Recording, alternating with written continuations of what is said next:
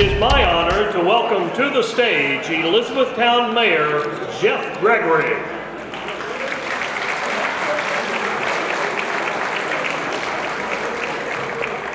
Thank you very much. I appreciate everyone coming tonight. It's not very often that I'm at a loss for words, but as I looked at the program and saw the names in that program and listened to the announcements on the red carpet, it dawned on me that in my 44 years, a lot of these people, I've heard their names over and over. I'm a big sports fan and big high school basketball fan, high school sports fan, and college sports as well. And so many people in this room have made such a big difference in our Commonwealth and the things that they provided and the great memories for everyone that it's a little bit overwhelming for me, but I'm glad to be here. I'm honored. I'm supposed to be up here to welcome you to Elizabethtown, so I got to get back on track. But we're thrilled to have you here, and we're thrilled that the Kentucky High School Basketball Hall of Fame chose our community to be its home. So welcome everyone to Elizabethtown. We hope you have a great stay, and get your checkbooks out tonight. This is for a great cause, and after you leave, if you still want to get them out and spend money in the community, that'll be okay with us too. So thank you all very much for coming, and at this time I want to introduce my friend Mr. Kenny Henderson, who is the Community Director for the Kentucky High School Basketball Hall of Fame, and he's going to lead us in the invocation. Would you please bow with me? Our most gracious Heavenly Father, thank you for such a beautiful day today.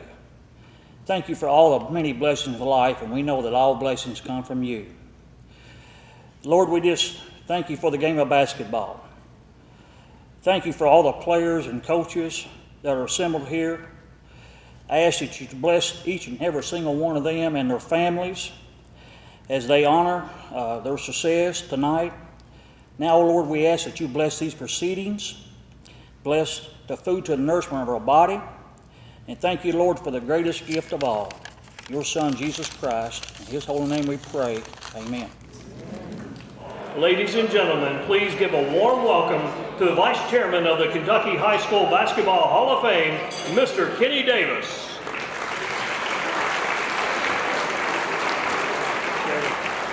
Thank you very much. I am honored to represent our committee that has put this special event here together tonight.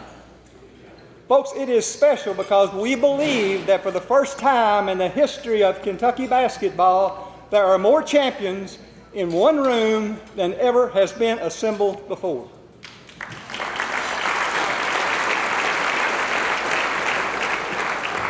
So you are a part of history. And to commemorate that, hopefully you've already seen in front of you is a commemorative glass that you can take home with you, so you will have a reminder of this special night. You will see on there that we put the date because we thought that was important as well. August the 2nd, 2019, I was in Elizabethtown, Kentucky when this great event took place.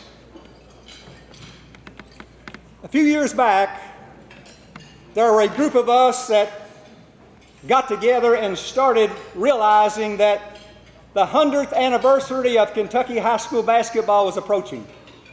We also realized that there was not a central place to recognize all of those people who had made outstanding contributions. There was not a central place to collect all that memorabilia. So we said to ourselves, no more. This can't go on.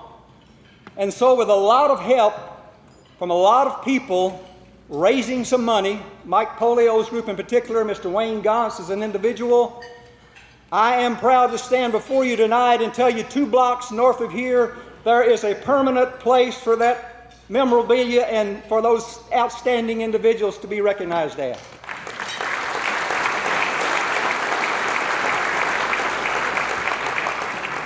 We realize that a lot of those people are already gone on before they got their due recognition, and some will continue to pass. So we said we can't do that anymore. We need a place to have it. Now, we were not naive enough to know that we could have enough people coming through Elizabethtown, Kentucky with $6 in their pockets to pay for that thing and keep it operating. So folks, this event here tonight is very, very special in order to raise some funds that we can keep the lights on at the Kentucky High School Basketball Hall of Fame. So we thank you from the bottom of our heart. Every penny that's raised here tonight after the expenses are paid will go to that high school Basketball Hall of Fame. There's a lot of groups that supported what we were doing, but none more so than the Kentucky Historical Society. They realized that you could not separate Kentucky history without including Kentucky high school basketball history.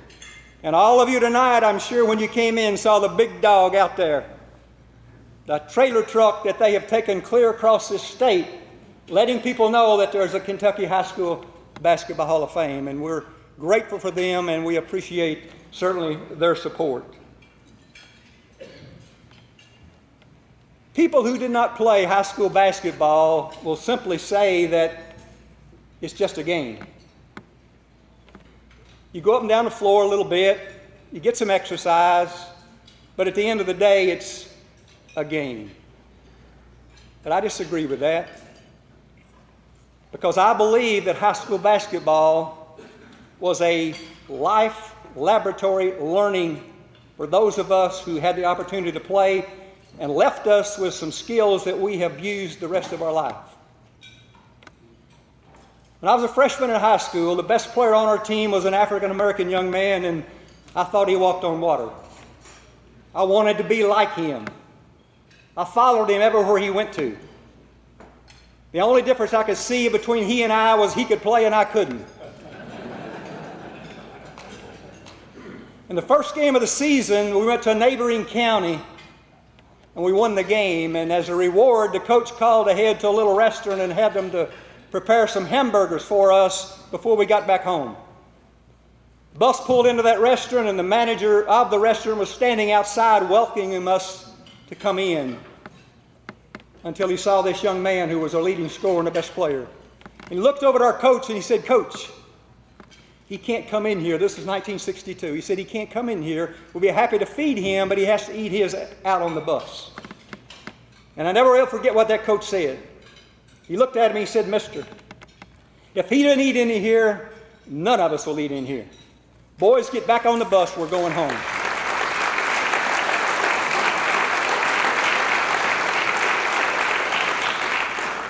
I can tell you, those hunger pains have long dissipated. But the lesson that was taught to me that night, because I was able to play high school basketball and I had a high school coach with integrity, the lesson that was taught to me on how you respect your fellow man and you treat those people has lasted me a lifetime. And I am grateful that that ignorance and that stupidity no longer occurs in our great Commonwealth here in Kentucky. Folks, we owe it. We owe it to those who come after us so that they can go to that central place there and see the history and the people and the memorabilia in that High School Basketball Hall of Fame. And all of you who are here tonight have made that possible, and we thank you as a committee from the bottom of our heart. Dave Baker. I now turn it over to Mr. Dave Baker and Ms. Christy Thomas, who have given immensely of their time to this Kentucky High School Basketball of Fame, and we're indebted to them.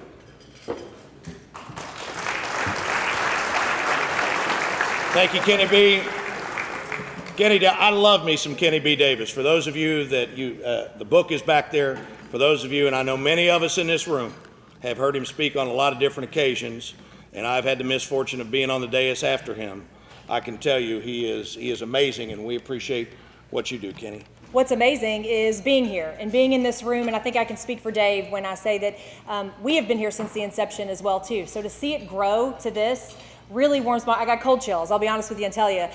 This morning I was at Kroger Field because it was UK Football Media Day. So for those of you, some of you know, some of you may not know, that I am on the UK radio network and I do a pregame show for football. So it is the start of football season, and today it kind of hit me. It was like, yeah, this is sort of the official start, if you will, of football season. But then as I quickly turned my attention to get ready for this, you realize there is no season for basketball in the state of Kentucky. It's always basketball season. So I love that as someone who grew up playing the game. So thrilled to be here and to be in such a great audience. How did the football guys get you as a co-host and I got Rex? Short straw there, Buzz. Sorry on that one. Yeah, short straw. Yeah. There are so many people here, and we want to get started, and we're going to be we're going to be good stewards of your time. There is so much going on right now. They put the pads on at Dunbar for the first time tonight. I know Christy's got people playing softball and baseball and everything, but it is just so great that you all have come together, and so many of you. I mean, a lot of these guys here, you don't remember. I remember covering them when they were players and coaches and now parents and supporters, and this is like the deepest family reunion that there is in the state of Kentucky. So let's go ahead and start out this Night of Champions, and we want to introduce some folks who are here with us tonight. Well, Dave, first of all, if you're good with it, I'm good with whatever you want to do. Yeah, I hate to interrupt you. Right. But we want to show you a little video first. Oh, that's right. First thing, as you talk about being a player and all of the folks that we're going to introduce and acknowledge tonight, I think about myself and the game. I played the game as well. I played at Taylor County High School, grew up in Campbellsville, played at Campbellsville University, and I start to think about all of the life lessons that I learned as a result of playing, and it doesn't matter what sport it is. It doesn't have to just be basketball, but basketball in Kentucky is so special, and I start to think about all the things that, I played for 16 years, and all of the things that I garnered and gained from playing that sport really has affected every facet of my life. We're talking about learning how to win with grace, learning how to lose with grace, discipline, integrity. We're talking about how to handle adversity, how to develop some work ethic, how to have relationships that build and sustain for a lifetime. All of these things are a direct result of me playing basketball and are 100% because of, and that shaped who I am today. All of those things are truly the essence of the game, and that is really what the video that we want to show you talks about and really portrays, is that the essence of the game, it's true for yesterday, today, tomorrow, and beyond, that the things and the life lessons that we learn from this game are so important and so crucial. So let's take a look now at the essence of the game.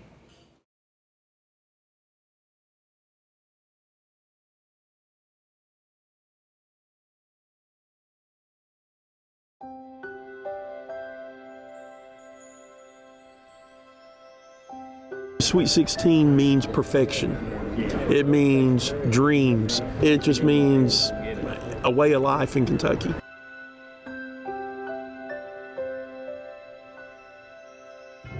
To win a state championship, I can feel it now.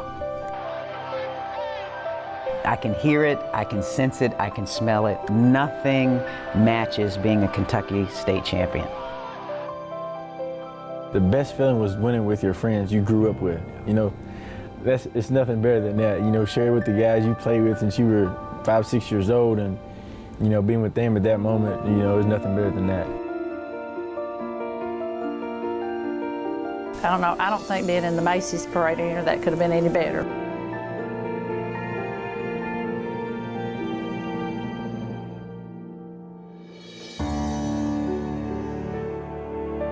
It still seems like it was kind of a dream. It never ceases to amaze me how much impact those days have made on my life. And it was a special time. It was one of those situations that I don't know that you could ever get back to again if you tried to recreate that magic.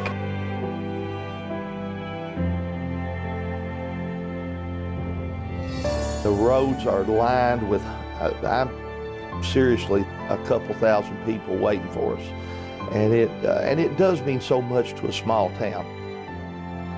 You almost can't dream that big.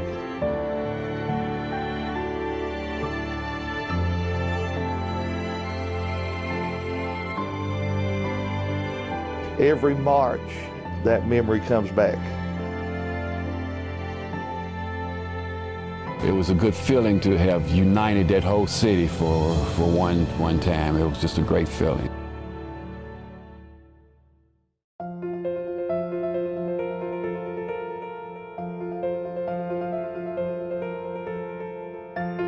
I remember we had this big tree in the backyard that had a basketball goal on it. It was a huge tree, and my brother had friends in the neighborhood, and they would always play.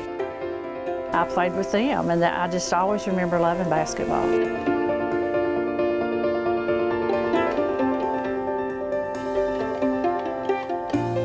I grew up around the game, a student of the game. I love the game.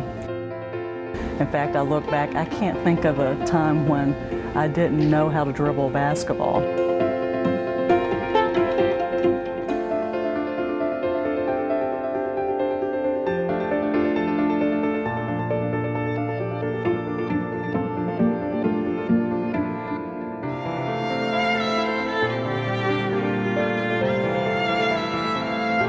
My dad first put up a basketball rim in the back of our garage. Then that's when I really took a keen interest in the game.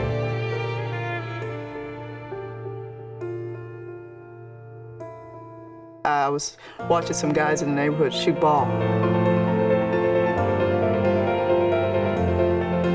And I was intrigued by how they put the ball in the net.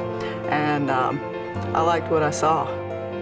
You know, so I remember I went home, got my brother's basketball. Was big time challenged trying to get the ball in the hole because I'd never done it before. And I remember staying out there until it finally went in. And then when it did, I couldn't leave.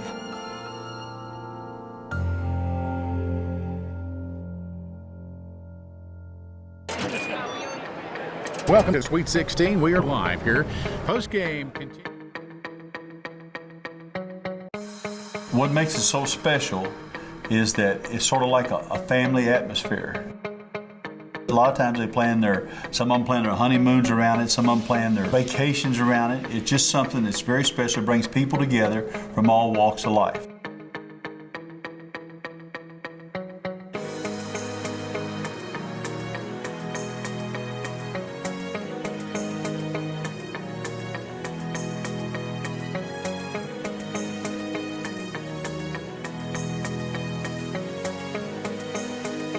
You'll never forget anything like that.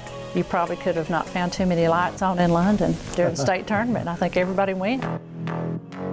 Kids grew up going to the games with their parents. Look in the crowd at the Boys Sweet 16, you'll see people who have been there for 40 or 50 years. And it's just a tradition thing that people go every year, whether they have a team in it or not.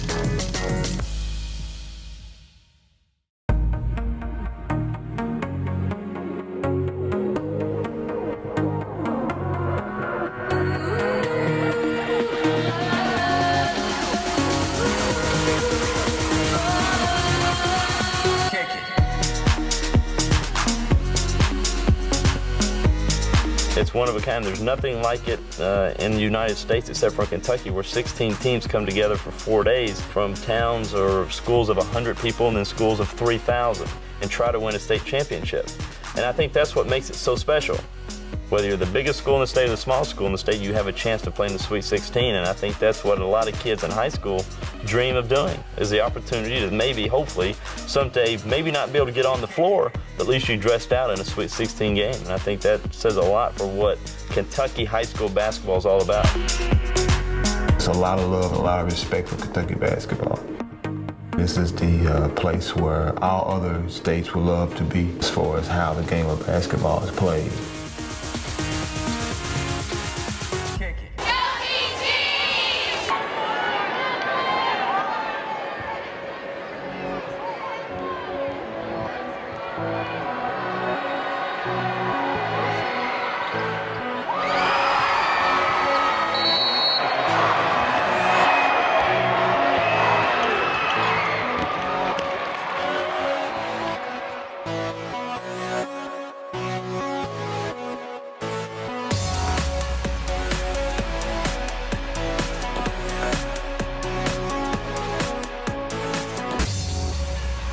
It just takes one game. And if that small school is on top of their game and the Giants are having a night off, it can happen.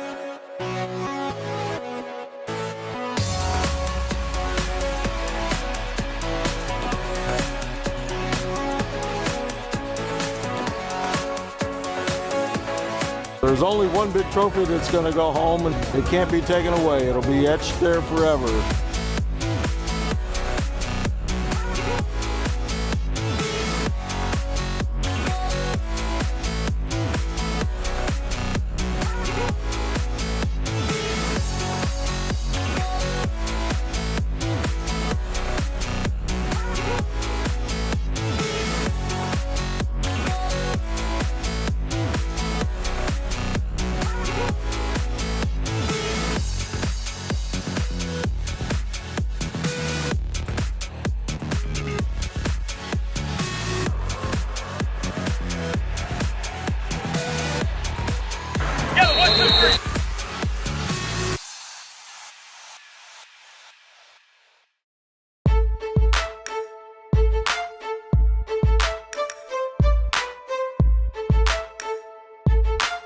You don't just walk out there on the floor and know what to do and how to do it and know your team members. It's a discipline that's hard to describe unless you do it.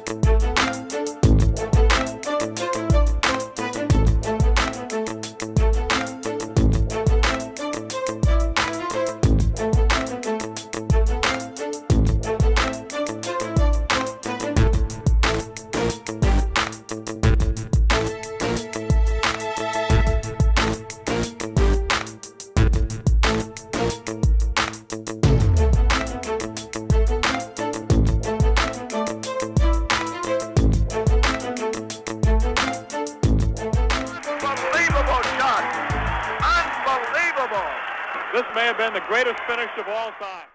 The shot heard round the Commonwealth, like this team, will be remembered forever. I talked to Paul Andrews, the gentleman now that hit the game-winning shot 35 years ago, and like he told me, it's a part of my life. Wherever I go, they don't ask me about University of Kentucky that I played there. They ask me about the shot heard around Commonwealth. I can remember one of the first times that I was at the Sweet 16 was when Clay County beat Ballard. The next year, Ballard came back and beat them. And you have a new state champion in high school basketball for 1988, the Ballard Bruins. It was a contrast in culture. The city, even though all of us weren't, from the city, but we were the Louisville team. We were the urban team versus the rural Clay County. And I'll never forget, winning it and standing up on the scores table and just kind of taking it in and saying, wow. These players, King Kelly Coleman from way back in the day, Mud Creek. I mean, those kind of teams and those kind of little towns, people still talking about them, this legendary stuff. It really didn't sink in right then, I think it sank in afterwards.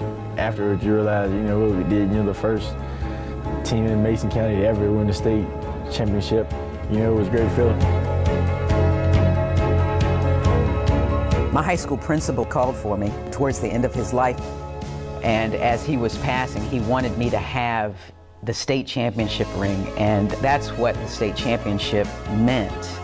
My remembrance of that last game was that we just had to have it. We had to win it, that this is what we had practiced and this is what we had trained for, to get to that state tournament final and to win it. Probably one of the greatest feelings I've ever had in my life that I'm going to treasure forever.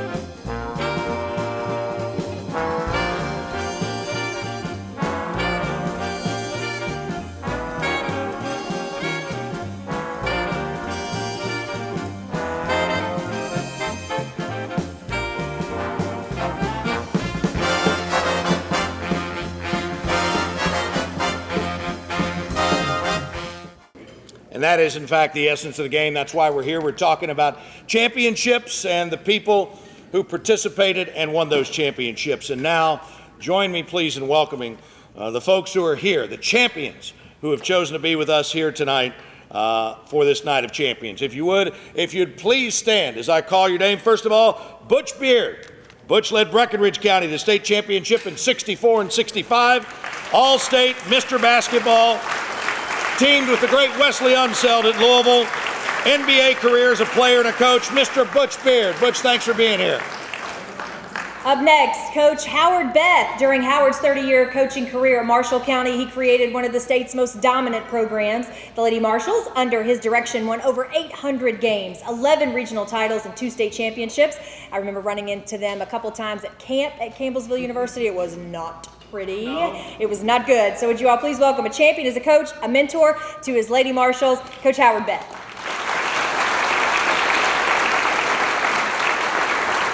In his 38 years of coaching, all at North Hardin High School, Coach Ron Bevers' teams won over 800 games. The Trojans won 12 regional titles, 2001 and 2002 teams, state semifinalists.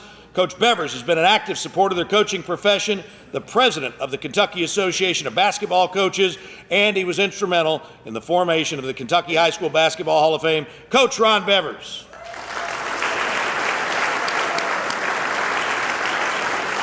During his tenure as Laurel County Lady Cardinal basketball coach, Roy Bowling's team won 85% of their games. That would include 73 straight. Winning 8 regional titles and 4 state championships, he set the standard for coaches that followed, and his Laurel County teams helped prove early on that girls can play. Would you please welcome Coach Roy Bowling?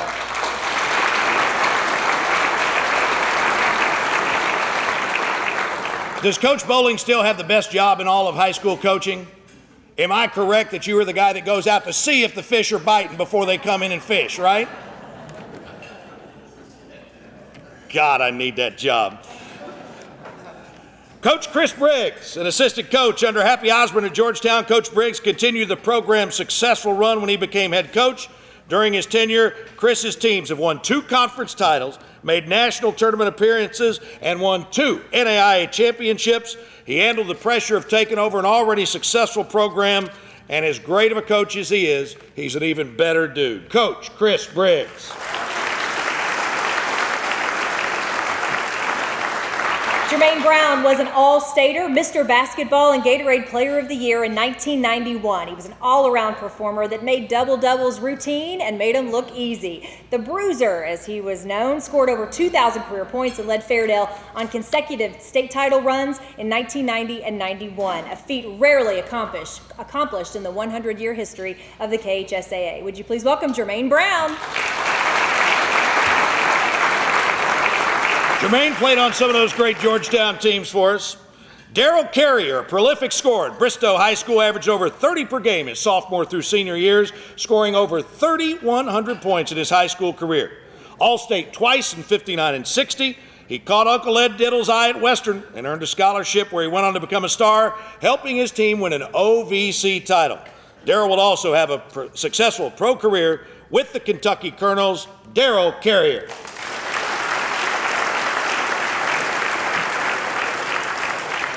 Well, Eastern Kentucky had its King Kelly, and Western Kentucky had its King Rex. They were both kings of the court. Rex Chapman would become not only a Kentucky All-State performer during his high school career from 1982 to 86, but a national figure as well. His accolades include Parade All-American, McDonald's All-American, Kentucky's Mr. Basketball, and Gatorade Player of the Year.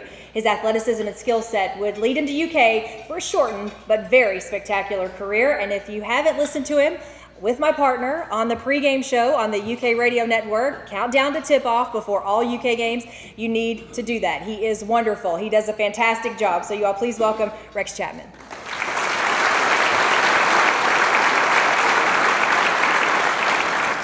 And of course, you know he's an international officiating consultant now, specializing in block and charge. From Rex Chapman to his dad, Wayne, an all-stater at Davis County. Wayne Chapman propelled himself into the college game at Western Kentucky University. Great career at WKU, winning OVC titles, earning all conference honors. Went on to play professional basketball, but coaching was in his blood and greatness on the horizon. Coach at Wesleyan for 7 years. His teams would win 2 NAIA Division II titles, proved his championship medal, passed it on to Rex. He also has the patent in Kentucky on the recipe for peanut butter salad at Thanksgiving. We'll tell you about that later. Please join me in welcoming Coach Wayne Chapman.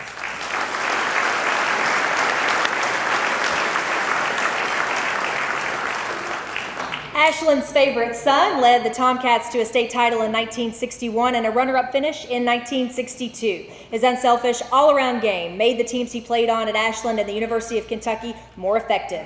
Larry was a forward on the 1966 Runts team that was a national runner-up. At UK, he is Larry Legend. Please welcome Larry Conley. Hey, hey.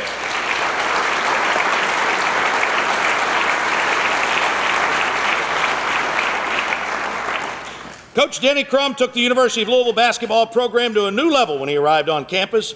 Championship level teams, exciting basketball, a class program.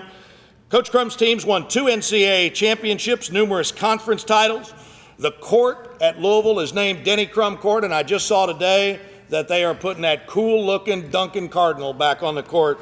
Coach has been traveling around the world like he and Joe B. They're like Marlon Perkins and those guys. You know, they go fishing and stuff all the time. Coach, great to have you here tonight. Coach Denny Crum.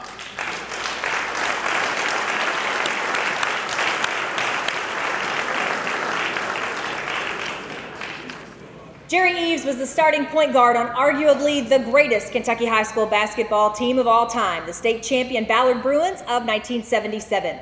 He was also a point guard on Louisville's national championship team in 1980. He was All-State twice and led All-State balloting in 1979. A champion in high school and college, Jerry Eves always understood that giving could lead to receiving, and in his case, rings. Please welcome Jerry Eves.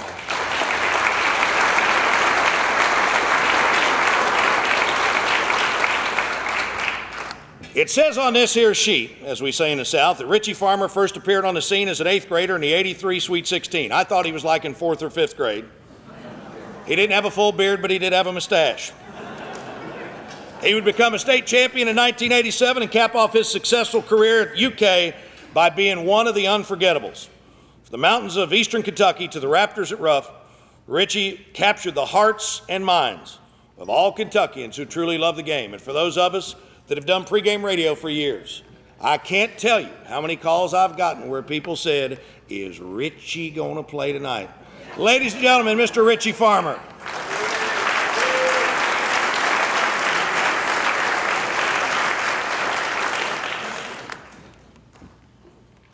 Coach Lloyd Gardner learned the coaching trade early on in his career. He was a manager at Western under Ed Diddle and for the ABA champion Kentucky Colonels under Hubie Brown. He would continue his experience working with Stan Harden at Fairdale, would shape the great teams of 90 and 91, and then he became head coach at Fairdale in 93, and his Bulldogs won the state championship in 1997.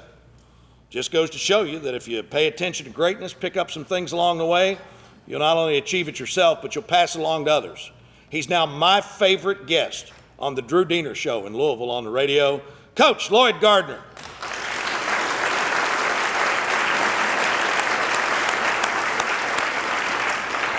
As a player, Sharon Garland embodied the phrase championship caliber. She was a 3-time state champion at Laurel County in 1977, 78, and 79, and was the leading scorer in all 3 title games. Sharon was an All-Stater 3 times and made the All-State tournament team 3 times as well. She certainly earned her place tonight with the Night of Champions royalty. Please welcome Sharon Garland.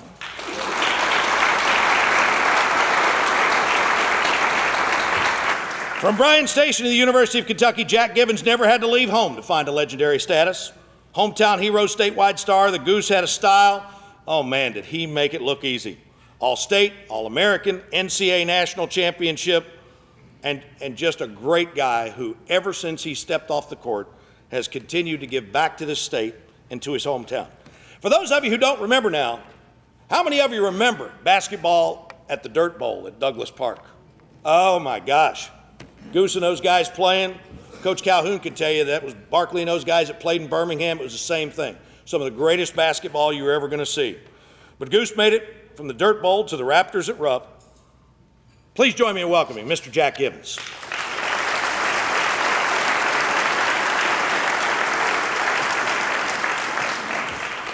The daughter of former McDowell boys head coach and UK player Pete Grigsby, Jerry Grigsby, learned to compete with the boys at her dad's practice sessions. When the girls were finally allowed to play, boy, was she ready. I want you guys to listen to these statistics. I find this startling. She scored 4,385 points, by the way, in just 3 years. That's an average, do the math real quick, that's an average of 46.8 points per game. What? Right. What? Right. In her 1977 senior year, she averaged 49.8 points per game. Bonkers. That is out of bounds. Jerry brought recognition and legitimacy to girls basketball in the early years, and more than all the records she set, it's really her lasting legacy. Please welcome Jerry Grigsby.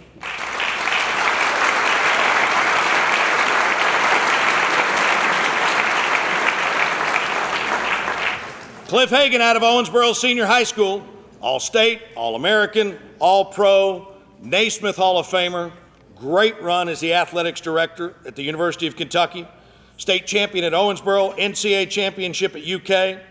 He's an absolute Kentucky icon. But the boys club he founded in Owensboro offered him guidance to so many young people that has given him the greatest satisfaction. For those of you who are in Lexington now, if you're ever up at the South Lexington ballpark like I am on occasion, you can drive by those tennis courts and you can still see him playing on a warm summer night.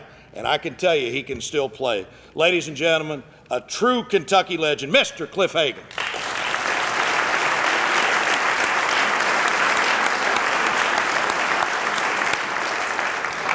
All of you coaches in the room know that it's not easy to follow in the footsteps of a legendary coach, but Joe B. Hall certainly did that and did that well. He actually implemented a progressive program that flourished under his coaching leadership. 5 SEC titles, 3 Final Fours, an NIT title, and the 1978 NCAA National Championship would all come. A Kentucky native who understood what Wildcat basketball means to the people of the state of Kentucky, he provided a championship-level program that carried on the Kentucky tradition of excellence. Please welcome Joe B. Hall.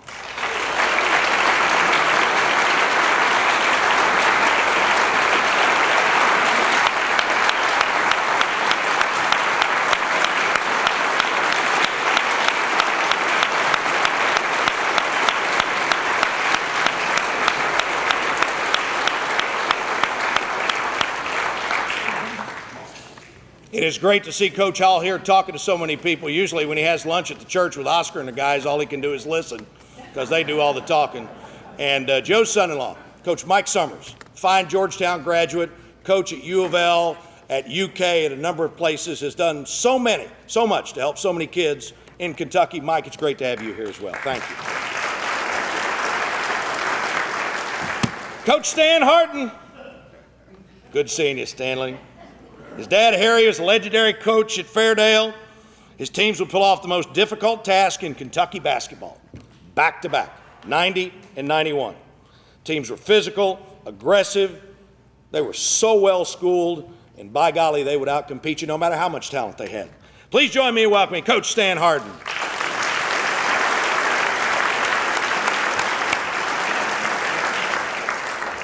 Coach Ray Harper's championship resume certainly has him at the right location tonight. His teams won 2 NAIA national championships at Oklahoma City and 2 NCAA Division II championships at Kentucky Wesleyan. His winning percentage as a head coach is off the charts. A Muhlenberg County native, we welcome you home to Kentucky, and you did not have to ride Mr. Peabody's coal train to get here. You traveled that championship road. Please welcome Coach Ray Harper.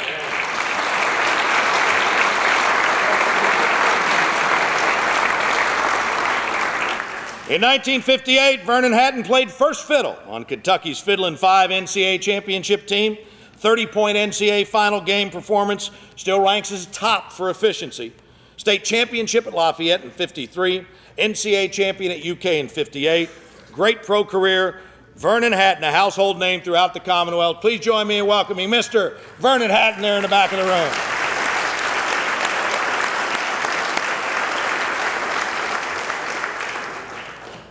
Billy Hicks' coaching career began in 1977 at Everett's High School in Eastern Kentucky, and then over a 42-year career, Billy put to use what he learned from coal miners he came to know and respect in his youth, saying hard work is to be admired, and he made it in the bedrock of his program. Coach Hicks was the first coach in Kentucky basketball history at any level to win 1,000 games and the first coach to reach the state finals 7 times. His teams won more state tournament games than any other coach in history, winning 2 state championships, 13 regional titles. He established a coaching legacy for the ages. Please welcome Coach Billy Hicks.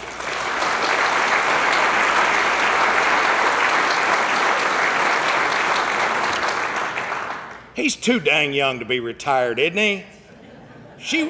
She won't let you stay in the house for a month. Kenny Higgs from Owensboro Senior High School was All-State All-American, led his team to a state championship in 1972. Signed with LSU and scored 42 points in his first collegiate game. I'm telling you now, he played basketball with a passion. From Owensboro to Baton Rouge, Kenny Higgs' star power still shines. Please join me in welcoming Mr. Kenny Higgs.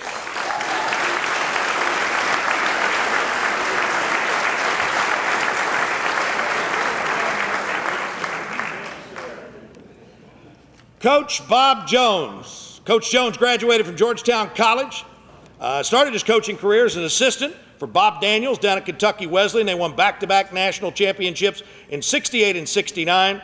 Coach Jones assumed the head coaching duties in 1973, and boy, what a great job he did. Please join me in welcoming Coach Bob Jones.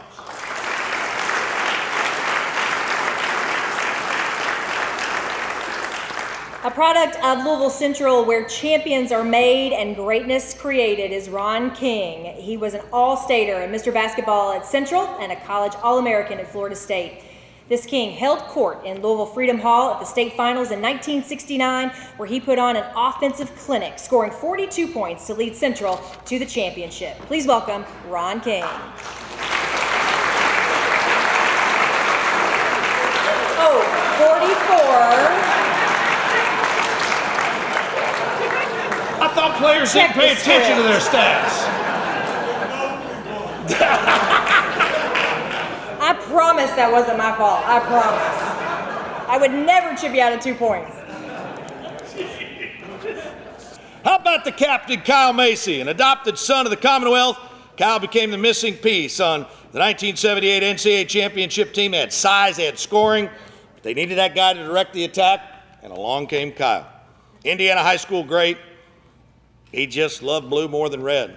And what we talk about people that have followed their dads, I can still remember. How old was your dad when he was playing? He's well into his 60s, right? He's still coming playing basketball with us and everything.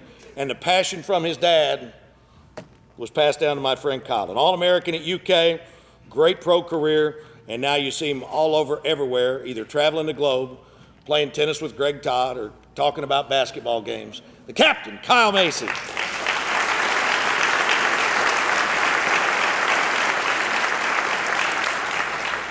Bob Mulkey was a state championship player at Lafayette in 1949 under the leadership of Coach Ralph Carlisle. As a coach, literally built the Louisville Seneca program from scratch beginning in 1959. Seneca would eventually accomplish the most difficult task in high school basketball by winning consecutive state titles in 1963 and 64. Coach Mulkey's Seneca program also produced legendary players like Mike Redd and Wes Unseld. Unfortunately, Coach Mulkey is not here with us tonight due to an injury, but had every intention of being here with us. So if you all would, please give him a round of applause.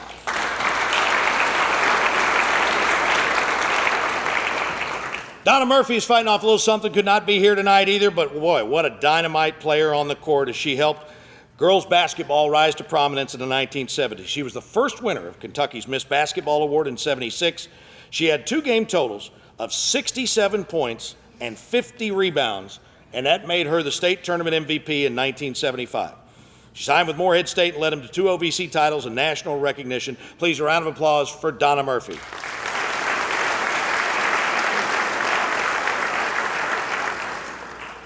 Coach Happy Osborne.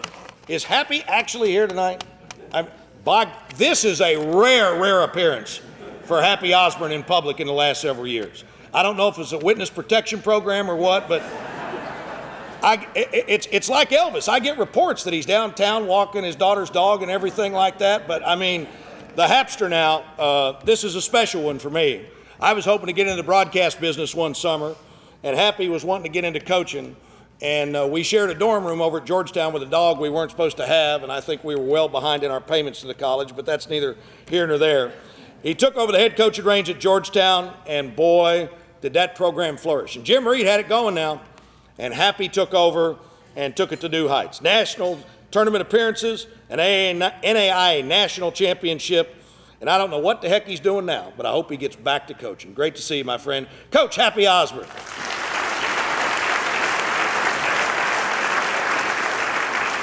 For those of you who have seen him too, one of the purest swings in the history of Kentucky golf. Coach Jim Richards appeared on the coaching scene radar when he led his Glasgow Scotties to the state basketball championship in 1968. His early success as a high school coach would vault him into the college coaching ranks at Western. Partnering with head coach Johnny Oldham, they would lead Western to unprecedented success, winning several OVC titles and NCAA tournament berths. The WKU team featuring Jim McDaniels, Jim Ross, Clarence Glover would reach the NCAA Final Four. Please welcome Coach Jim Richards.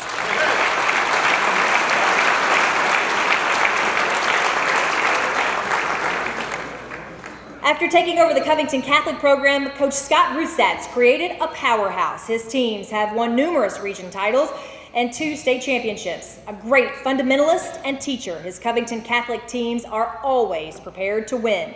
Scott is a proven champion who has put himself and his teams in the record books of Kentucky high school basketball. Please welcome Coach Scott Rusatz.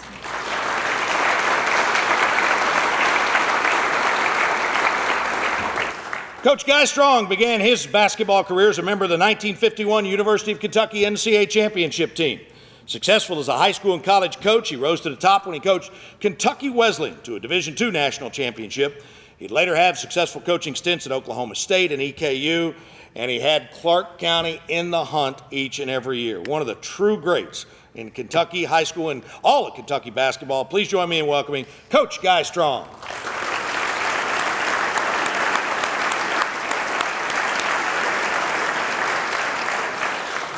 Averaging 32 points per game his senior year, Tom Thacker led Covington Grant to the quarter-final round of the Sweet 16 in 1959. However, his all-state high school career left him wanting more, and more he would find. Tom won 2 NCAA national championships as a Cincinnati Bearcat and was twice named an All-American. He added 2 more titles with the WNBA's Boston Celtics. Smooth, tenacious, and talented with a touch of class would best describe Tom Thacker. Would you please give him a round of applause?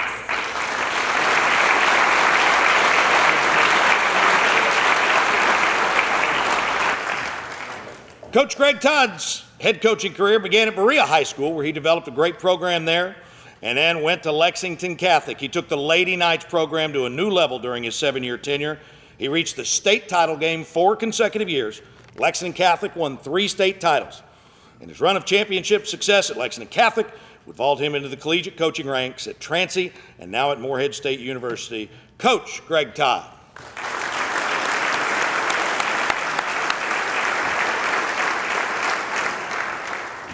Well, this mountain of a man led Paintsville out of the mountains to claim the Sweet 16 title in 1996. All-State, All-American, and Mr. Basketball, J.R. Van Hoos was the ultimate team player. His 23-point, 27-rebound game as a sophomore in the Sweet 16 semifinals was one of the greatest ever state tournament performances. Please welcome J.R. Van Hoos.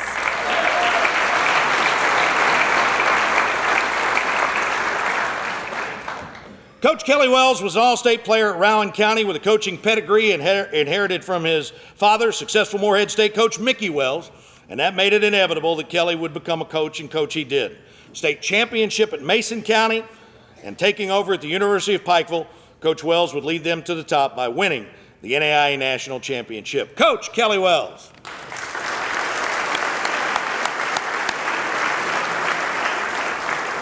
And ladies and gentlemen, how about another round of applause for all of our champions tonight?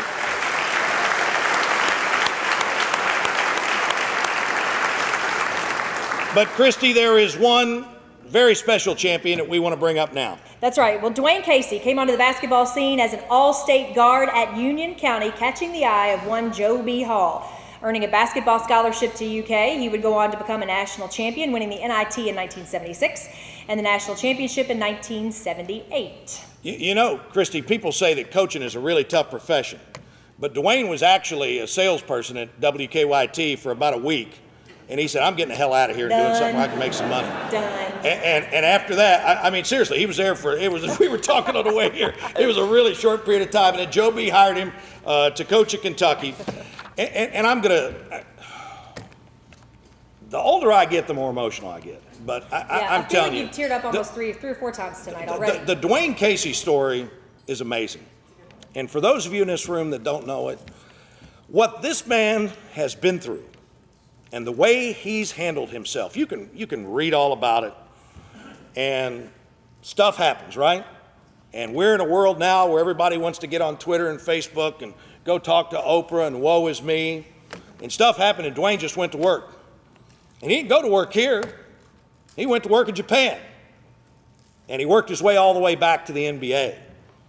And he worked his way back to the NBA on a championship level. And then he gets to a championship level, and he gets a head coaching job, Christy. Next stop was Dallas. And Casey spent 3 more seasons as an assistant with the Mavericks, winning an NBA championship in 2011. He got his second NBA head coaching gig with the Toronto Raptors. In 2011, they won 48 or more games in 5 of his 6 full seasons there, including a franchise record 59 in his last season, where he was named NBA Coach of the Year. That's right, I said his last season, because despite being Coach of the Year, Toronto did make a change. Whatever. They didn't win that year because of their new coach, right? We talked about that on the way here. We all know what happened there. Kawhi Leonard for a year. Okay. LeBron at LA. It all makes sense now. All right. But one more time, Dwayne Casey went to work. This year, goes to Detroit. What's he do? Resets the culture there. Despite the fact that his best player, Blake Griffin, was lost to the season on April 1st, hobbling big time, before you go in. The Pistons fought just like their coach. They took on the persona of their coach. They landed a playoff spot on the very last second, the last regular season game, and just kept it going. Detroit finished the season 41-41 and made it to the postseason for the first time since the 2015-16 season, and it was their second playoff appearance in the last 10 seasons. Christy, for those of us that were watching, it was like the last month of the season. Yes. Every night was a dang elimination game. And I mean, those dudes just got out there and play. And you hear stuff about NBA guys and everything. They bought in to what their coach said. And so there's a writer whose name I can't pronounce on the Pistons Sports Illustrated website. He said, by observing Casey's impact on the players in his city, Detroit fans can't help but feel excited for what is to come. And I've been doing what I've been doing now for 37 years. And I'm telling you, every time his team came up short, he took the blame. When they had their biggest successes, he was the first one to give the credit to everybody else in the organization who made it possible. I have just never seen a combination of determination and class and humility that I have witnessed in this Kentucky champion. Ladies and gentlemen, please join me in welcoming back to the Commonwealth, Coach Dwayne Casey.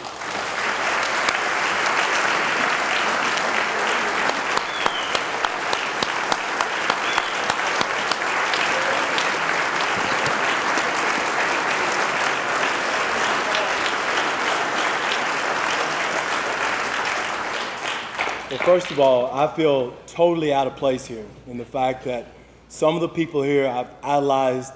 You talk about getting emotional.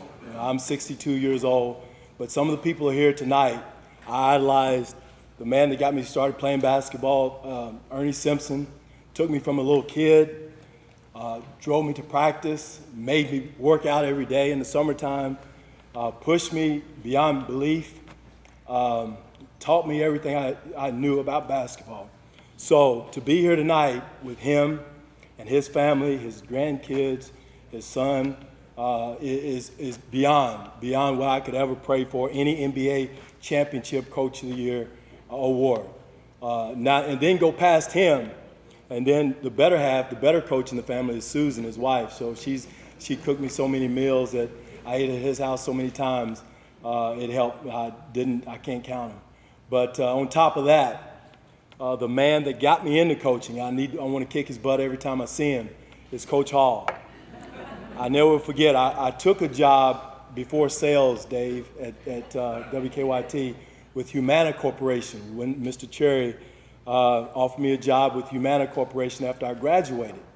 And so Coach Hall said, come by the office when you got through and we'll talk about how the interview went. As soon as I got out of the office with Mr. Cherry, I knew that I didn't want to get in the hospital business. I knew it, but I didn't have the courage to go back and tell Coach Hall. I drove all the way back from Louisville to Lexington afraid to tell Coach Hall I didn't want to take the job. So he let me off the hook and says, Dwayne, I've been thinking about this. Why don't you stay here as grad assistant? You can help the young guys. We had Charlie Hurt coming in, Sam Bowie, Melvin Turpin, Dirk Minifield. And he didn't tell me how much work that was going to be, but he got me into coaching. He started me out. I was the go do this, go do that, picking everybody up at the airport, driving guys around town and everything.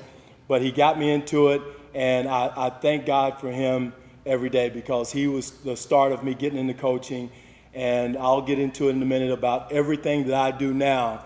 And the NBA players think that I'm crazy. Some of the little get a wall or keep your shirt tail tucked in and all those things. I got all that stuff from Coach Hall. But I wanted to thank personally Ernie Simpson and Joe B. Hall here tonight for getting me started and giving me the opportunity in life. And I think Kenny talked about it earlier. At that time, you know, it wasn't easy. It wasn't easy. It was the racial, I integrated schools in Union County.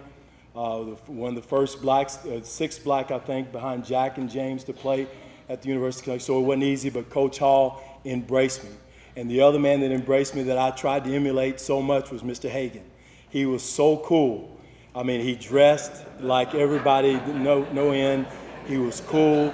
I knew all of his history. Every day at lunch, he was out there playing and putting on a show with his hook. I never could master the hook, but he didn't even know it, but I was watching like a lot of kids do around that we don't know they're watching, but I was watching him. And so I do know what he meant to me as a leader of the program, and it wasn't easy. It was probably the toughest job in sport is being the athletic director at the University of Kentucky, being the head coach at the University of Kentucky. But now I appreciate it. The older you get, the smarter those people become. And I believe me, I see it every day. And Tom Thacker, Wayne Emery's a very good friend of mine, was kind of my mentor in Toronto. All he talked about was Tom Thacker, how great a player he was, and here he is here tonight. And there's so many people here tonight. I see Kenny Higgs, used to idolize him, try to emulate him in the backyard. Ron King, all those guys at Shawnee and those schools in Louisville. So there's so many people here that I see, so many stories that I could go back on. But again, this is about the Hall of Fame induction for the special people of the 2019 class. And Curtis Turley, talking about him. I've known him ever since, I don't know when, back in Crittenden County. And his beautiful family are here tonight and know him. Congratulations. A guy I want to talk about also is William Falls. Coach Falls at Hopkinsville Attucks. My dad is from Hopkinsville. And Coach Falls died serving. And that's what we do as coaches and administrators and players is serve.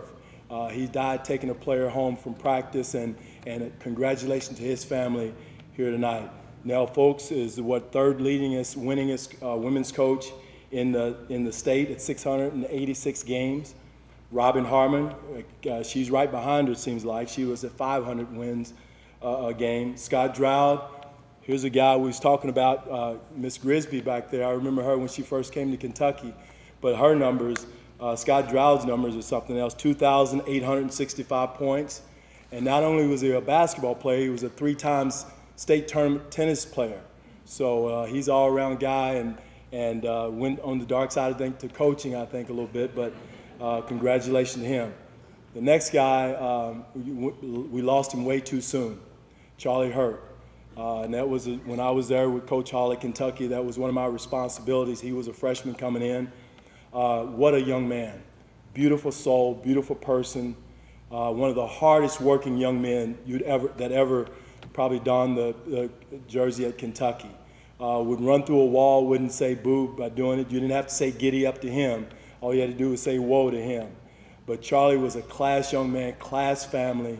We just lost him way too soon. We were in the playoffs when I was in Toronto, and he was watching the games on television from his sickbed, and we were texting back and forth. And a few months later, we lost him. But congratulations to his family for Charlie. He's just a tremendous young man. Not only was he a warrior on the court, but also a warrior for our country. I heard a story, correct me if I'm wrong, that he was a sheep herder setting coordinates in Iraq before we went over into Iraq. But that's about what Charlie's about. He's just a tough young man and a beautiful young man. And I know, Doug Slomer probably don't want to hear this, but Charlie hit the shot to beat him at Covington Holmes in the year. So sorry about that, Doug. But you won Mr. Basketball in '78 and the championship. I went on in the championship game. But Charlie was a good man. Rick Jones, Mr. Basketball in 1999, state champs in '98 from Scott County. Steve Miller. Steve's not here tonight, but I recruited Steve to Western Kentucky, Coach Richards. He was Mr. Basketball. Nobody thought we could get him at Western Kentucky, but a great young man, great family, one of the premier power forwards in the OVC at the time, and came in, did a great job at Western Kentucky for us, played for the great Al Pruitt at Henry Clay, but just a tremendous young man, and congratulations to Steve. Sammy Moore from Louisville Central, we lost him not too long ago, 3 state championships in the KHSAL, 45 years in coaching, and what a legacy he left in the city of Louisville. Irene Strong, Miss Basketball in '78 from Breathitt County, and Charlie Thomas. Charlie was also Mr. Basketball in 1995, and he had the privilege, I think, to start out playing for Coach Haskins from Harlan, and he was a great athlete, then transferred back to Eastern Kentucky. But congratulations to all of those inductees that are going in tomorrow.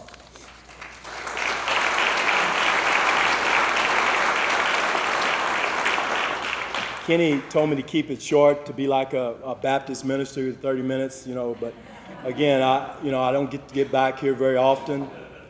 Traveling in NBA, NBA's almost 11-month, not like when Coach Mr. Hagan was playing, but it's almost 11-month-a-year job now of summer league and summer workouts. But it's so great to be back here, to see everyone here and talk about the essence of the game. And what I want to do is talk about the fundamentals that I learned from so many people in this room.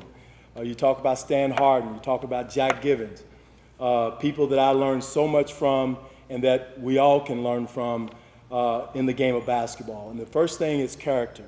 And character is what you do when nobody's looking. And how many times do you see champions made by not working after hours, working in the dark, in the empty arenas? I tell our players all the time, you don't get good in the games. You get good in the summertime, working your craft, working on your three-point shot, and working when the lights are off and the stands are empty. It's easy to get jacked up and ready to play when the stands are full and Rupp Arena's full. But back in the old alumni gym over there, I don't know how many nights we spent over there with Jack and Kyle, and so many nights over there, hot nights with no air conditioning. And Mr. Hagan probably didn't know about it, but we was over there a lot, working out, mandatory but voluntary, Mr. Hagan. So, all those nights over there built character, and character wins championships more than anything else. And as parents, it's being a good parent by, doing behind closed doors what you would do in front of your kids. Because believe me, kids are watching. They're watching everything that we do and say as parents. And as Coach Falls did in Hopkinsville, let's be givers. Let's be givers and serve young people, serve your kids, serve the community. And that builds so much. And I get so much joy out of helping young players in the NBA be successful. And success is measured in the NBA by money, by being rewarded financially. And I feel much better, I feel more, successful, more fulfilled by the contracts that some of the young men have earned under my watch in whether it's Toronto or wherever it is, than anything else. I'll give you a young man, Bismack Biyombo, probably never heard of him, from the country of Congo, the continent of Congo. Probably didn't have 2 nickels to rub together, but he got cut by Charlotte, came to Toronto on a $2 million contract. That's a lot of money. But by the end of the year, we take Cleveland to the conference finals, and he gets a $72 million contract from Orlando. And a funny story, he was crazy enough to call me right before he signed the contract, because all we had in Toronto was something like $4 million, $5 million to give him. So he said, "Coach, I want to come back to Toronto. What should I do?" I said, "Biz, if you don't hurry up and sign that contract before they change their mind, I'm going to come and kick your big butt wherever you are." But now he's back in the Congo, over there helping build hospitals, back in his country, getting medicine for the communities over there. And you feel better by helping him take that next step to get rewarded with that contract back there. And then guys like DeMar DeRozan, the rewards he got, Kyle Lowry, all the rewards those guys got and where they came from, because they didn't come from superstardom in college. They came from being good, solid players, but they made themselves with the character that they had. The second fundamental is discipline. And Lord knows we had discipline at the University of Kentucky. And that's something that I learned from Coach Hall from day one. Some of the things that Coach Hall talked about was, if you missed a class, Jack remembers this, Kyle, he never had to go through it, but the 5-on-5 club. If you missed class or late for class, you had to get up early in the morning at 5 o'clock, go out Takes Creek Road, Coach Hall would put you out of the car, and you have to run 5 miles. So I remember those. I think I went once, and that's all it took. And I was in class front and center after that, paying attention. But get a wall. And Lord knows when we moved into Rupp Arena from the Coliseum, and you make a mistake, you had to run to the top of the Coliseum and touch the top of the wall and run back down. Then I started watching Jack and James Lee, and they would hang out in the corridor back there and wait for Coach Hall to blow his whistle. And so I learned that trick pretty quickly from you, Goose. But all those things, no jewelry and no music in practice. It was quiet. We started out every practice with 6-8-10, guard around. I think that offense was productive for like 40 or 50 years, Coach, and you kept it going after Coach Rupp had it. I'm sure Mr. Hagan can do it in his sleep, but 6-8-10 was the offense that we had, and we do some similar things in our offensive sets in the NBA, and I stole that again from Coach Hall. But most of all, the discipline. The discipline that, of being on time, doing what you're supposed to do, when you're supposed to do it, all the time. And that's the mark of discipline, and Coach Hall is that mark for me for being a disciplinarian. I'm sure he was for a lot of you coaches who, emulated him, Coach Hall, out throughout the state. General MacArthur said once, the more you prepared in peacetime, the more you sweat in peacetime, the less you have to bleed in wartime. And that's what Coach Hall taught me, is to be prepared, be disciplined, and let that disciplined ways help you be prepared in whatever you face in life. And basketball is like life. There's adversity.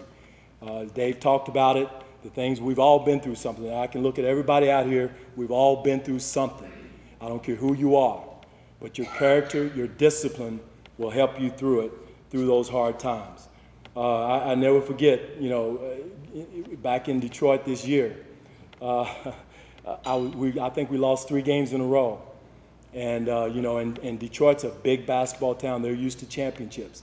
So I'm walking through, I'm going to the grocery store and had my hoodie on. That's the worst thing the NBA did, was give these players hoodies to put over their heads. So I'm walking in the grocery store, and the guy checked me out, said, does anybody ever tell you you look like Dwayne Casey? And, everybody's mad at the Pistons right now. So I said, yeah, I get that all the time. He said, I bet that really makes you mad, doesn't it? But he called him. And I kept on going. I said, yeah, it does. So, but again, but having the discipline and having the understanding of what it takes to win is so important. The next fundamental is attitude. Attitude. You can be positive or negative. And that's one thing that you can choose in life. And from some of the things I went through in life, I could have went through it and had a negative attitude. All right? We all been through something. We can either be positive or negative. You know what? 10% of the people don't, 90% of the people don't care, and 10% are glad you're going through something. So again, it's the attitude you come out of things with. Being fired. We've all been there before as coaches. You know that. But again, we can quit or we can keep going. And so it's so important you have a positive attitude. And we all know those people. You ask them how they're doing, and you can put on your watch about 15 minutes. Well, I woke up this morning, my back's hurting, and my neck is hurting. I just couldn't barely get out of bed, and my cat died, and all those things. We all know people like that, but you can choose to be positive. I look at Larry Conley, has open heart surgery, back bouncing around. He could have, not showed up here tonight, but he's here. And just having a positive attitude about life is so important for all of us. And that's something that we can choose to do. The next one is passion. Having a passion about anything we do in life. Working hard on everything we do, going about it 110%, whatever it is, but enjoying what you're doing. And all of you as coaches, administrators, and players, former players, you wouldn't be here if you didn't have a passion for the game. You know, and you know, Coach Simpson told me a long time ago, lukewarm water make you sick. So if you're not passionate and really warm about whatever you do in life, there's not a lot, you know, you're going to accomplish that and be successful. You got to have a passion and work through things. You got to finish things. And that's something that I was taught a long time ago, to finish whatever I started to do in life and to give 110%. And again, what I like to do is read, take 4 letters with the game of life, and I'm gonna sit down and tell you what it means to me. And it's the word life. And it's a game that we have to play 365 days a year, 7 days a week, 24 hours a day. What Kenny said is so important. Again, I came through integration, integrated schools when I was in the 4th grade in Morganfield, Kentucky. And some of the people that I had to fight every day are today my best friends. And so basketball is a connector to the game of life.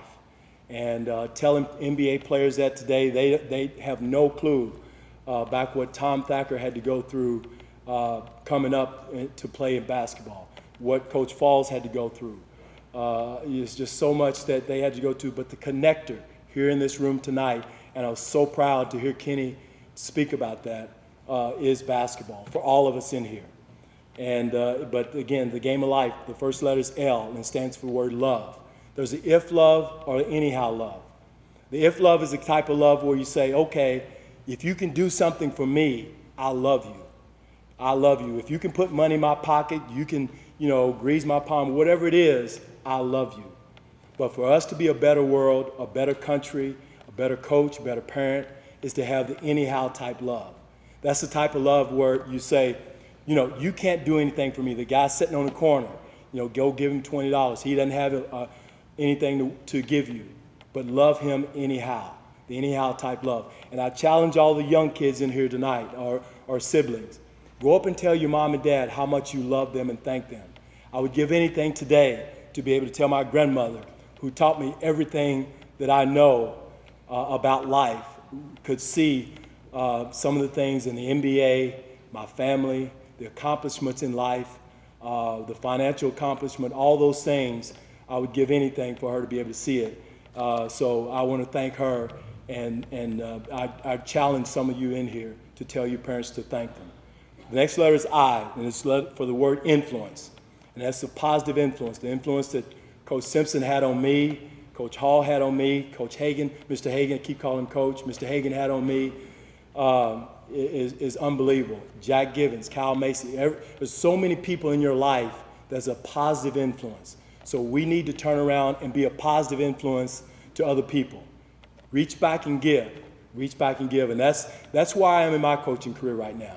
You know, they can fire me all they want to, but if I can help other coaches, other players, and pull them along, I'm at that point in my career of having that legacy of helping whoever it is. It may be the boys club in Detroit. It may be a sick kid at a Detroit hospital or wherever it is. But that's the legacy I want to have. I want to be a positive influence, and I challenge everyone else to do the same. The next letter is F, and it stands for the word faith. Having faith in whatever God you believe in or whatever denomination you are, it doesn't matter. Just believe in a higher being. Because again, you're going to face adversity, and he's going to be the first, that person is going to be the first person you pray to. So let's have faith in whatever being you believe in. The last letter is E for the word evaluation. Evaluation. Evaluate your life, how you got here, what you're doing. And the big one, which takes a lot to do, is to understand the why. I ask players all the time, why are we running this drill? I don't know, you said so. You know, and so again, understand the why in life. Why did this happen to me? Why did I get blessed with these financial rewards? Why did my cousin get sick? All those things, because we can cry and spilt milk all we want to. Nobody cares. But evaluate your life and say why. Strap up your boots and let's go. And that's the only way that I know how to do it. I tell players all the time in the NBA, which everybody thinks that NBA players don't listen. They do, because guess what? They want to know the why. The why to be, how to be successful, what's going to get me there. And why is this coach doing this for me? Again, because you care. I want to congratulate, and again, I want to thank everybody in here. I know I see so many faces in here. Coach Fultz doesn't remember this.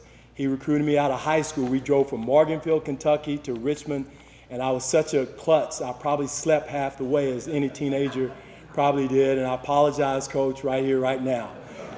Coach was wanting to try to recruit me to Eastern Kentucky, and I just knew that I probably wasn't going to go, but I wanted to go and be nice to. And I think Coach Mulkey was the head coach, but again, it was a great trip, and I apologize for being a klutz and the typical teenager of sleeping on you part of the way over there. I saw Coach Bob Daniels over there. I used to go up to the Quonset hut up in Owensboro, and he was so nice enough to let me play up in there. Kenny was up there, and all those guys, all those great players in Owensboro. But again, I want to thank everyone here, congratulate each and every one of you that are here, former Hall of Famers. You meant so much to so many in this state. In this state of Kentucky, you've touched so many lives that, there's not a reward or honor that you can be blessed with. And you probably will never know the lives you've touched and come across in your life that you made a difference. And like I'm standing here right now, a lot of guys don't have the opportunity to come back and say thank you. Thank you for a little boy from Morganfield, Kentucky. Didn't have running plumbing until my 4th grade. No electricity until my probably 5th grade. And this man right here come and grab me. And now my kids are happy, far more happier and living better than I did. But again, it starts with somebody reaching up and grabbing a hand and pulling you up. And I thank everyone in here, anyone who had a part in that. But again, it's about the inductees, the 2019 Hall of Famers, and the ones that come before you. Congratulations.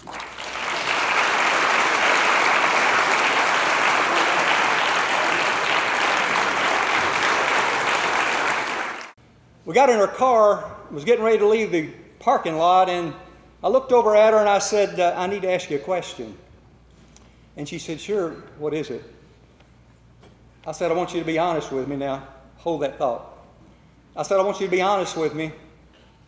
I said, in your wildest dreams, did you think when I left home I would make that Olympic team? And she didn't answer immediately, which I thought was a little bit strange. And finally she said, well, Kenny, I probably need to answer that in 2 parts.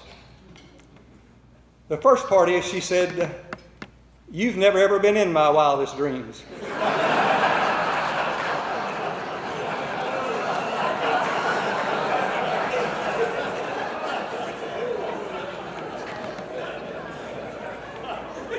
And the second part, she said no.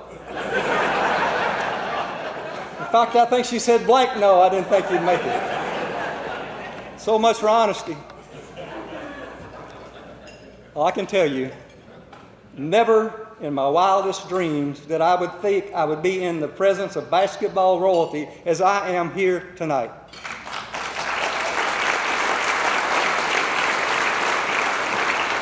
This is historic and this is special, and we certainly want to thank all of the champions who are here.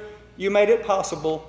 But in addition, we want to thank those who bought tables. You also made it possible as well. I don't believe there's such thing as a basketball genie. If there is, he had never come to Paint Lick yet. But if that genie came to me and said,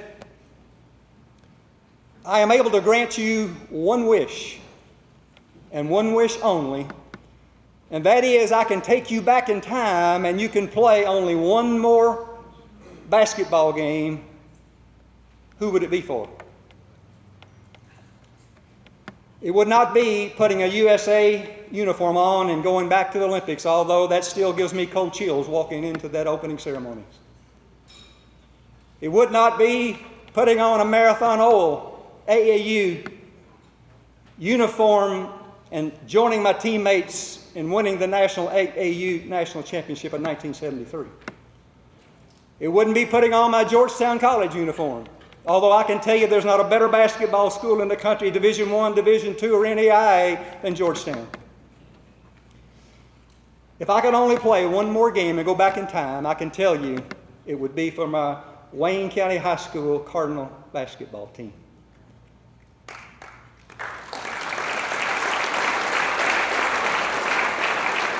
I can tell you that's how special high school basketball is. Folks, we owe it to the group that's coming behind us, the next generation, to make sure that they have a place that they can go to and witness the history of the ones that brought it this far and to touch and feel the memorabilia. And your presence here tonight and your support has made that possible. And from the bottom of our heart, for the committee that put this together, we thank you very, very much. As you are aware, the champions, when they walked into the arena tonight, they signed this beautiful piece of, I guess it's some kind of a liquor barrel or something. I'm not into liquor. I don't know what it is. But it's pretty, though, and it's signed by all the champions, so that makes it extremely valuable. So we're going to, I believe, auction that off. We are. And the lucky winner and the proceeds will all go to the Hall of Fame. They call them bourbon barrels here in Kentucky. And we have one. And the value, well, there's no way to put a value on this because tonight, all of the champions that are here tonight signed this top and signed the other one. We're going to hold it back because it'll increase in value just like this one is. However, if you buy this tonight, you will have something that is invaluable. You will have the champions here tonight. And how often do you get to see all of these folks in the same room? Not very often. So I'm going to auction this off tonight because we are raising money for the Kentucky High School Basketball Hall of Fame. So what I'd like you to do is what an old coach used to tell me. He'd say, you have to dig down. And I would say, how low, coach? He said, lower than that. So I'm going to tell you to dig down because we need to raise money for the Kentucky High School Basketball Hall of Fame. I'd like to start it out at $100. Anybody can give me $100 for this bourbon barrel lid. $100 from Jack Givens. Let's go. $100. Let's go $200. $200. $200. Y'all get $200 back here. $200. Go $300. $300 right here with Coach Casey. That's $300. We're doing good. Let's take it to $500. Let's get $500. We got $500 right here. Let's go. $10,000 going once. $10,000 going twice. But I will allow you in this auction to buy the other one at the same money. $20,000.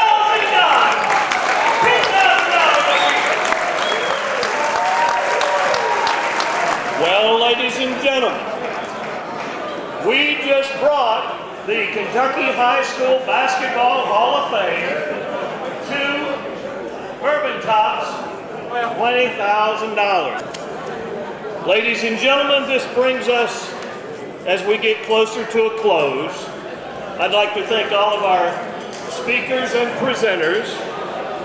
I'd like to introduce to you right now Zach Bush. Zach is a professional, classically trained performer from Bowling Green, Kentucky, and he is here tonight to lead us in the singing of My Old Kentucky Home. The sun shines bright on my old Kentucky home. 'Tis summer, the time to be gay.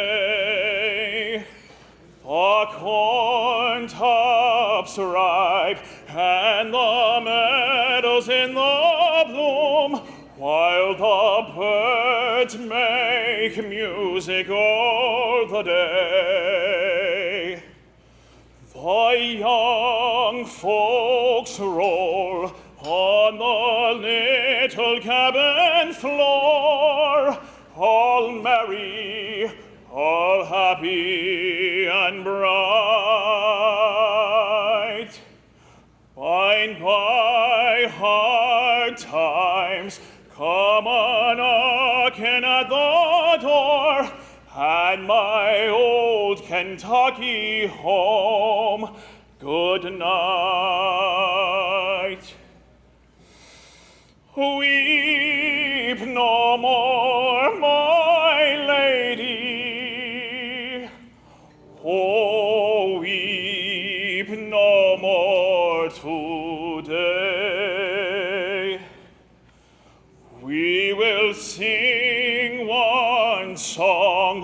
for my old Kentucky home, for my old Kentucky home far away. Ladies and gentlemen, Zach Bush.